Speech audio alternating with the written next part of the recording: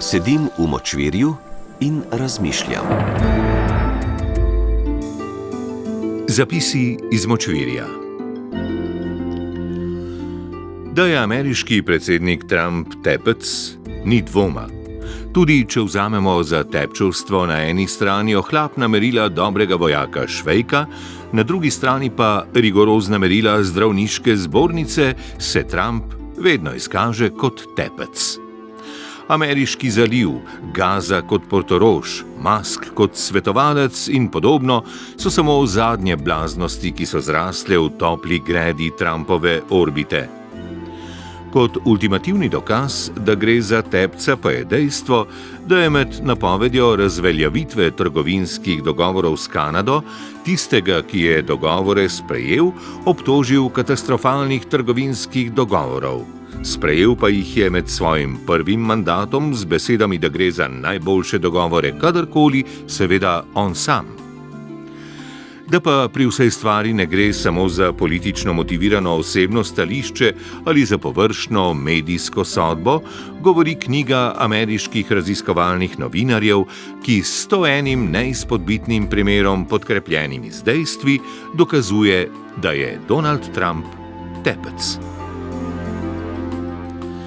Srčika naše oddaje pa obsega temeljno vprašanje, zakaj ga ne moremo, ne smemo in ga posledično tudi javno ne imenujemo za tepca. Biti tepec pomeni biti tepec v več dimenzijah, tako na Y kot na X osi, če pokličemo na pomoč geometrijo. V našem primeru to razumemo, da Trumpa za tepca ne imenujejo ne v visoki politiki, kot tudi ne v pomembnih medijih, povsod drugod pa. Osnovna ugotovitev, čemu Trump javno ni tepec, je tista najbolj očitna. Nekoga imenovati za tepca je žalitev, žalitvam kot takim pa v demokratičnem javnem prostoru ni mesta. Kar nas pripelje do tisočletja starega antagonizma, po katerem tepci s svojimi besedami in dejanji žalijo javni prostor, javnost pa jih ne žali nazaj, ker je vljudna. Drugi argument, čemu se ne spodobi Trumpa imenovati za tepca, pa je dejstvo, da za ogromen del tako ameriške, slovenske in celo mednarodne javnosti, kot tudi pripadajočih medijev in seveda politike, Trump ni tepec. Kar pa spet ne spremeni dejstva, da v resnici je.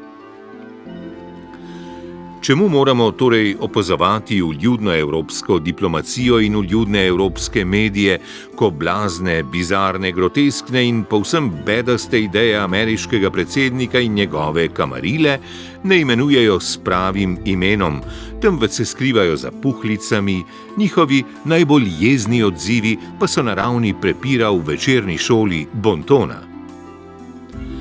Najprej je treba poudariti, da evropski diplomacija in javnost nista od zmeraj tako vljudni in prizanesljivi.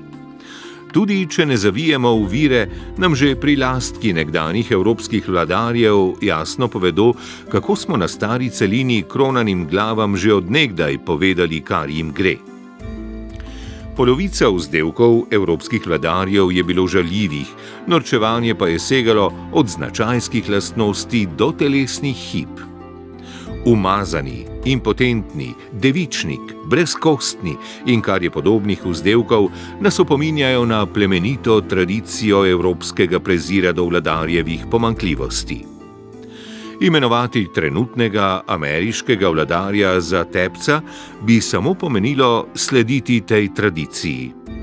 A žal sodobna etiketa, nekaj strahu, partikularni interesi in pa doma vzgojeni tepci evropski politiki preprečujejo razžaliti in norčevati se iz ameriškega predsednika. Povsem drugače pa je po X osi navzdol, kjer biva nekaj obskurnih satiričnih oddaj in seveda trezen del evropske javnosti. Ta pa do Trumpa ne goji nobenega usmiljenja. Še več, trezna javnost je izumila več načinov, kako v Trumpu sporočiti, da je tepec, ob tem pa ne prekršiti družbenih norm, ki veljajo za javne razžalitve. briljantna danska pobuda, med katero zbirajo podpise in celo sredstva, da odkupijo Kalifornijo, spada mednje. Potem je tu sicer nekoliko brutalno, a učinkovito žvižganje med himno ameriškim moštvom, ki nastopajo v Kanadi v okviru košarkarske ali hokejske lige. In še bi se našlo kaj primerov, s katerimi posamezniki in tudi satirični mediji ameriškega predsednika postavijo tako na primerno mesto v zgodovini, kot tudi na spekter duševnega zdravja. Seveda pa ostaja znotraj realne politike temeljno vprašanje, če bi norčevanje in žalitve karkoli spremenile. Žal se z žaljenjem Trumpa ne bi spremenilo čisto nič in na tem mestu moramo zadržani in vljudni evropski politiki dati prav. S tem, ko bi ga usirali in celo žalili s tepcem, Trumpa ne bi in ga tudi ne bomo spremenili. Ne bomo ga ne prisilili k razmisleku, ne zmehčali njegovih spornih stališč, niti ne predrugačili ali kultivirali njegove volilne baze.